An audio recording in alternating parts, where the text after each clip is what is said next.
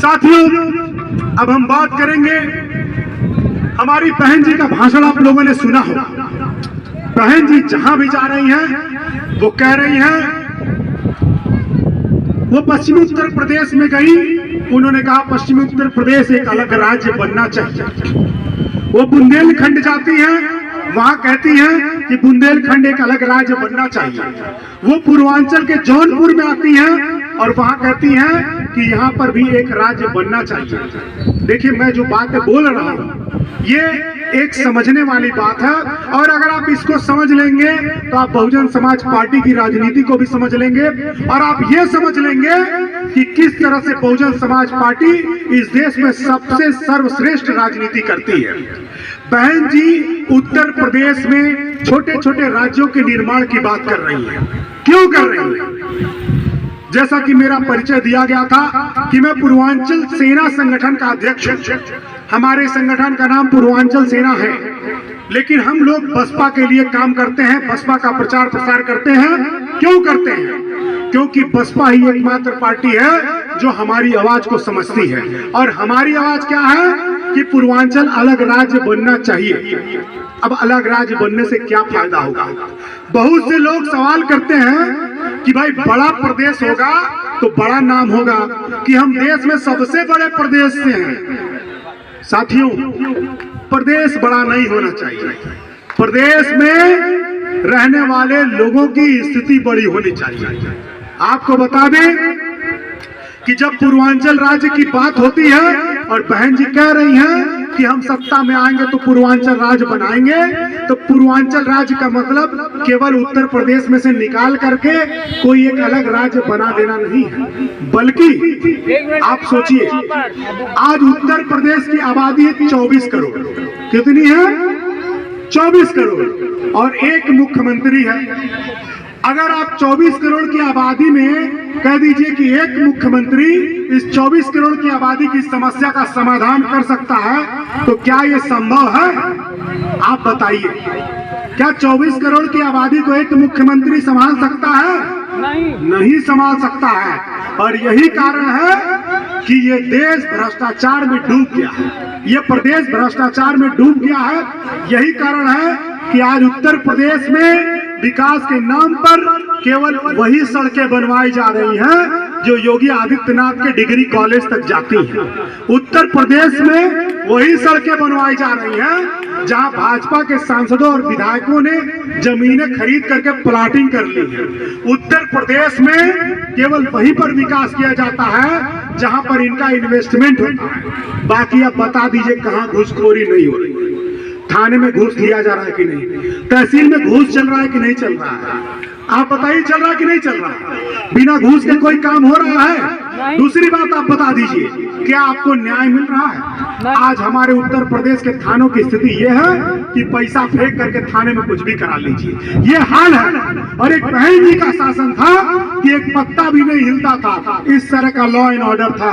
पूरी दुनिया के लोगों ने कहा कि बहन जी के जैसा कोई शासन नहीं चला सकता है। और आपको बता दें, इसके पीछे बहुत बड़ा कारण है कि उत्तर प्रदेश की आबादी आज 24 करोड़ है, और 24 करोड़ की आबादी को एक मुख्यमंत्री ठीक ढंग से नहीं चला सकता है। और इसीलिए बहन जी ने कहा कि अगर आप ठीक ढंग से सरकार नहीं चलेगी, ठीक ढंग से कानून लागू नहीं होगा, तो हमारे लोगों को लाभ कैसे मिलेगा?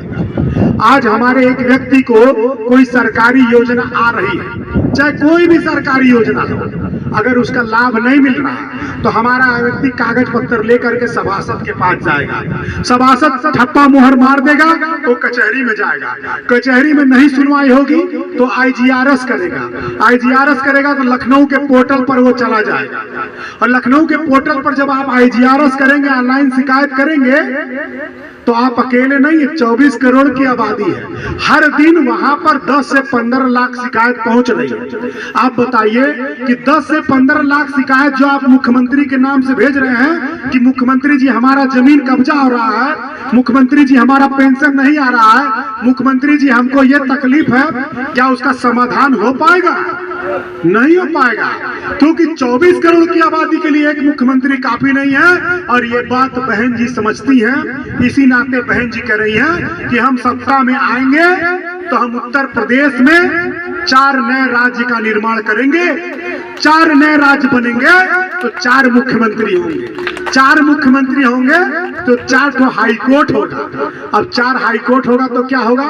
अरे भाई, जो मुकदमा 20 साल में 30 साल में फैसला हो रहा है, वो मुकदमा 2 साल में 3 साल में फैसला हो जाएगा। अभी हमारे पास एक तो हाई कोर्ट है ना, आप बताइए, एक ही हाई कोर्ट है, एक ही लोक सेवा आयोग है, एक ही मुख्यमंत्री है, एक ही तो पीजीआई है, एक ही पीजीआई है ना हमारे पास। अरे कोई दुर्घटना होती है, मेडिकल कॉलेज जाते हैं, मेडिकल कॉलेज से ट्रांसफर कर दिया जाता है एम्स में ट्रांसफर होता है? नहीं होता है। एम्स में डॉक्टरवा नहीं बैठाए, एम्स में डॉक्टर इसलिए नहीं बैठाए हैं क्योंकि एम्स में डॉक्टर बैठा देंगे तो योगी जी का अस्पताल कैसे चलेगा, योगी जी के अस्पताल की कमाई कैसे होगी, और योगी जी के जो चट्टे बट्टे अपना अस्पताल चला रहे हैं उनकी कमाई कैसे होगी? भाई, एक एम्स दिल्ली में है, एक एम्स गोरखपुर में है, जो सुविधा दिल्ली के एम्स में है वो गोरखपुर के एम्स में क्यों नहीं मिल सकती है? मिलना चाहिए कि नहीं मिलना चाहिए, बताइए आप, क्यों नहीं मिल रहा है? आज हमारे लोगों को दुर्घटना हो जाती है तो हमको जाना पड़ता है पीजीआई, और पीजीआई यहाँ से कितना दूर है? 280 किलोमीटर, महाराजगंज से 320 किलोमीटर, और उत्तर प्रदेश के बॉर्डर से 400 किलोमीटर दूर है। आप बताइए, यहाँ बैठे लोग कितने लोगों के घर में 50,000 1 लाख रुपया रखा हुआ है कि उनके घर में कोई इमरजेंसी पड़ जाए तो तुरंत एम्बुलेंस में लाद करके लखनऊ पहुंच जाइए? बताइए, है किसी के पास? है किसी के पास? नहीं है। ये दर्द बहन जी समझती है कि अगर 4 राज्य बनेगा तो 4 पीजीआई बनेगा, तो लखनऊ जाने की जरूरत नहीं पड़ेगी। ये बात बहन जी समझती हैं कि जेलों में जो 93% हमारे लोग दलित और मुस्लिम सड़ रहे हैं, क्यों सड़ रहे हैं? क्योंकि उनके घर वालों के पास पैसा नहीं है। कोई लेबरई करता है, कोई मिस्त्रियाना करता है, कोई टाइल्स लगा रहा है, कोई ईंटा फेंक रहा है, कोई मिट्टी ढो रहा है। इन लोगों के पास इतना पैसा नहीं है कि हाईकोर्ट में जा करके वकील का फीस भरे, इतना पैसा नहीं लोगों के पास। इसलिए बहन जी चाहती हैं कि 4 राज्य बने और 4 हाई कोर्ट बने, ताकि हमारे लोगों को हाई कोर्ट में मुकदमा लड़ने के लिए इलाहाबाद 300 किलोमीटर दूर न जाना पड़े, यहीं पर उनको सारी सुविधा, यहीं पर उनकी व्यवस्था मिल जाए। ये राजनीति बसपा करती है। बसपा आम आदमी की पार्टी है, एकदम जो जनता से जुड़ा हुआ मुद्दा, उस पर बसपा राजनीति करती है। बसपा कभी नहीं कहेगी कि हम मंदिर बनवाएंगे, बसपा कभी नहीं कहेगी कि हम मस्जिद बनवाएंगे। बसपा क्या कहती है कि संविधान के हिसाब से धर्म की स्वतंत्रता सबको है, सबको पूजा पाठ इबादत करने का अधिकार है, सबको नमाज पढ़ने का अधिकार है, बराबरी का अधिकार है, सब लोग पढ़े। मोदी जी कह रहा है कि हम मंदिर बनवाए हैं, मंदिर बनवाएंगे, अभी अयोध्या में मंदिर बनवाए हैं, फिर मथुरा में बनवाएंगे, फिर काशी विश्वनाथ में बनवाएंगे। अखिलेश यादव कह रहे हैं कि हम कृष्ण मंदिर बनवाएंगे, यहाँ बनवाएंगे, वहां बनवाएंगे। इंडिया अलायंस का केजरीवाल कह रहा है हम की जगह जगह कीर्तन करवाएंगे। बहन जी क्या कह रही है? बहन जी कह रही है हम तुम्हारे लिए स्कूल बनवाएंगे, हम तुम्हारे लिए अस्पताल बनवाएंगे, हम कॉलेज बनवाएंगे, यूनिवर्सिटी बनवाएंगे। आप बताइए, अगर आपके पास स्कूल, कॉलेज, यूनिवर्सिटी हो, मंदिर मस्जिद तो आप कभी भी जा सकते हैं, कोई आपको रोक सकता है? बोलिए, कोई रोक सकता है? और अगर मंदिर मस्जिद जाने से कोई हमको रोक लेगा तो हमको कोई अपने घर में पूजा पाठ करने से रोक सकता है? नहीं रोक सकता है। लेकिन स्कूल, कॉलेज, अस्पताल नहीं रहेगा तो मंदिर में पढ़ाई हो पाएगी? मस्जिद में इलाज हो पाएगा? नहीं हो पाएगा। तो साथियों, इनकी राजनीति को समझिए। ये हमको हिंदू मुस्लिम मंदिर मस्जिद में लड़ा करके, उलझा करके रखना चाहते हैं। आज ये बात कर रहे हैं गरीबी की, आज ये बात कर रहे हैं महंगाई की, आज ये बात कर रहे हैं बेरोजगारी की। अच्छा, आज आपको याद आ रहा है? इसके पहले याद नहीं आ रहा था। आप हमको बताइए, आज ये जो देश में चल रहा है, जितनी योजनाएं हैं, सारी बसपा के शासन में आई। पूर्वांचल एक्सप्रेसवे का शिलान्यास बहन जी के समय में हो गया था। 2010 में पूर्वांचल एक्सप्रेसवे का शिलान्यास बहन जी ने कर दिया। अखिलेश यादव की सरकार आई, नहीं बनवा पाई। बहन जी का शिलान्यास किया हुआ, योगी जी की सरकार आई, वो भी अभी तक नहीं बनवा पाए। और बहन जी ने सबसे पहला एक्सप्रेसवे यमुना एक्सप्रेसवे बनवाया जिस पर फाइटर प्लेन उतरा। और इन मीडिया वालों की बेईमानी देखिए, इसमें अगर युवा साथी बैठे होंगे तो वो यही जानते होंगे कि ताज एक्सप्रेसवे जब बना उसी एक्सप्रेसवे पर फाइटर प्लेन उतर सकता था, ऐसा प्रचारित किया गया। लेकिन उससे 7 साल पहले बहन जी ने यमुना एक्सप्रेसवे बनाया जिस पर फाइटर प्लेन पहले बार उतरा पूरे देश में, लेकिन मीडिया इसको नहीं दिखाया। यहाँ पर दलितों की संख्या है। मैं आपको बता दूं साथियों, दलित समाज डीह की जमीन पर रहता है, बंजर जमीन पर रहता है, उतरावा जमीन पर रहता है, उसर जमीन पर रहता है, या जमींदारों के दिए गए रहमो करम पर टुकड़ों में जो जमीन दे दिया गया उस पर रहता है। आज भी शहर में और देहात में रहने वाले दलितों से पूछ लीजिए, 99% लोगों के पास उनके जमीन का खतौनी नहीं होगा। बोलिए मैं गलत कह रहा हूं? नहीं होगा। क्यों नहीं है? इसलिए नहीं है क्योंकि आपको कभी जमीन पर रहने का अधिकार था ही नहीं। आपको अधिकार मिला बाबा साहब अम्बेडकर के संविधान लागू होने के बाद। और जब बहन जी का शासन आया, बहन जी जब सत्ता में आई तो उन्होंने कहा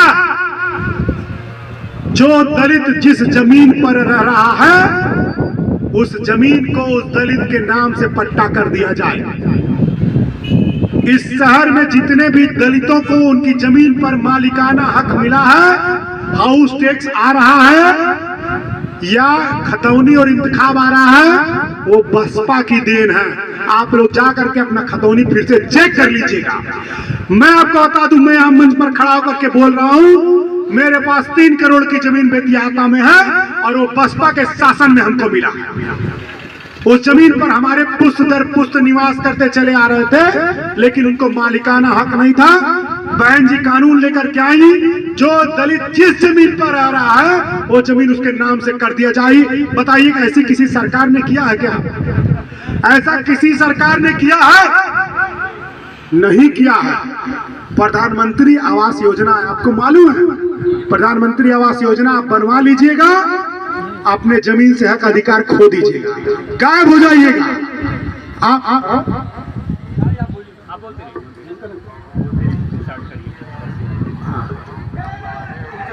है कि हमारे बीच हमारे लोकप्रिय प्रत्याशी भाई जावेद सिमनानी आज आ रहे हैं, जल्दी पहुंचने वाले हैं और संक्षेप में हमको बात खत्म करना है। तो साथियों मैं कहना चाहता हूं कि हमको इनकी साजिशों को समझना होगा। आज देखिए जो भी चीजें आपको मिल रही हैं, एक आखिरी बात मैं कहना चाहता हूं, हमारी माताएं ध्यान से सुनेंगी, हमारी बहनें ध्यान से सुनेंगी, क्योंकि हमारे भाई और हमारे चाचा, हमारे जो युवा लोग हैं वो इस बात को समझते हैं, लेकिन माताएं बहनें नहीं समझती हैं। आपको जो भी चीज सरकार दे रही है वो सरकार इसलिए नहीं दे रही है कि सरकार कोई खैरात बांट रही है, सरकार इसलिए दे रही है क्योंकि संविधान में आपको अधिकार दिया गया है, क्योंकि आप लोग टैक्स देते हैं और उसी टैक्स के पैसे से सरकारी खजाना बनता है और उसी सरकारी खजाने से आपको चाहे राशन मिले, चाहे कंबल मिले, चाहे पेंशन मिले, वो आप ही का पैसा आप ही को घुमा फिरा करके दिया जाता है। इसमें सरकारों का कोई रहमो करम नहीं है। और हम अपनी माताओं से बहनों से पूछना चाहते हैं, आप लोगों में से कितने लोग टैक्स देते हैं सरकार को? बताइए। 2 मिनट में अपनी बात समाप्त करते हैं। आप लोग में से बताइए कोई टैक्स देता है? हाँ, नहीं देती हैं। सब लोग टैक्स देते हैं। पूछिए कैसे? अगर आप 1 रुपए का माचिस भी खरीदती है, लिपस्टिक भी खरीदती है, साड़ी भी खरीदती है, कुछ भी खरीदिए, आटा तेल चावल गेहूं पेट्रोल कुछ भी खरीदिए, अगर आप माचिस खरीदिएगा तो माचिस पर दाम पढ़िएगा और दाम लिखा रहता है MRP 1 rupees included all taxes. इसका हिंदी में मतलब होता है कि माचिस का दाम 1 रुपया है और वो 1 रुपया सभी प्रकार का टैक्स जोड़ करके है। यानी उस माचिस का दाम 1 रुपया नहीं होता है, उस माचिस का दाम 25 पैसा होता है, और उसमें जो 75 पैसा रहता है वो टैक्स रहता है। वो टैक्स आप देती है कि नहीं देती है बताइए? उसी टैक्स से सरकारी खजाना बनता है, और उसी सरकारी खजाने में से थोड़ा सा आपको दे दिया गया तो सरकार कोई एहसान कर रही है? बताइए, एहसान कर रही है? अरे भाई, सरकार जितना दे रही है उससे ज्यादा महंगाई बढ़ा रही है कि नहीं बढ़ा रही? बताइए। 5 किलो राशन दे रही है तो 1100 रुपए का सिलेंडर मिल रहा है कि नहीं मिल रहा है? आज इंटरनेशनल मार्केट में 35 रुपया लीटर पेट्रोल है, हमको 100 रुपया लीटर पेट्रोल खरीदना पड़ रहा है कि नहीं पड़ रहा है? तो इन पूंजीवादी तानाशाही सरकारों को उखाड़ फेंकने का समय है, और हमको अपनी पार्टी जो हमारा दुख दर्द समझती है, उस पार्टी को, बहुजन समाज पार्टी को अधिक से अधिक मजबूत बनाना है। एक एक वोट की गिनती होती है, और उसी एक एक वोट की गिनती के बाद से आपकी औकात नापी जाती है। चाहे दूसरी पार्टियों को भी उठा लीजिए, वहां पर भी जितने मुस्लिम और दलित नेता हैं, उनकी औकात बहुजन समाज को मिले वोटों से होती है। जितना बहुजन समाज पार्टी को वोट मिलता है, उसी के औकात से पूरे देश में हमारी औकात नापी जाती है। तो आप लोगों को हाथी चुनाव चिन्ह नहीं भूलना है। और अंतिम बात कहना चाहेंगे कि हमारे जावेद सिमनानी भाई एक जमीनी कार्यकर्ता है, जो जमीन से उठ करके यहाँ तक पहुंचे हैं। मैं बहन जी को, बसपा नेतृत्व को, हमारे कोऑर्डिनेटरों को और बहुजन समाज पार्टी के जिला कमेटी के कार्यकर्ताओं को तहे दिल से धन्यवाद देना चाहता हूं, जिनके दम पर, जिनकी बदौलत एक कर्मठ और एक जुझारू व्यक्ति को, एक जमीन से जुड़े नेता को, भाई जावेद सिमनानी को गोरखपुर लोकसभा का टिकट मिला है। अब हमारी जिम्मेदारी है कि हम लोग उनको ज्यादा से ज्यादा वोट करके लोकसभा में भेजें, गोरखपुर की आवाज को मजबूत करें। इसी के साथ मैं अपनी बात को समाप्त करता हूं। सभी लोगों को जय भीम, जय भारत, लोकतंत्र जिंदाबाद, संविधान जिंदाबाद, बहुजन समाज पार्टी जिंदाबाद, बहन कुमारी मायावती जिंदाबाद।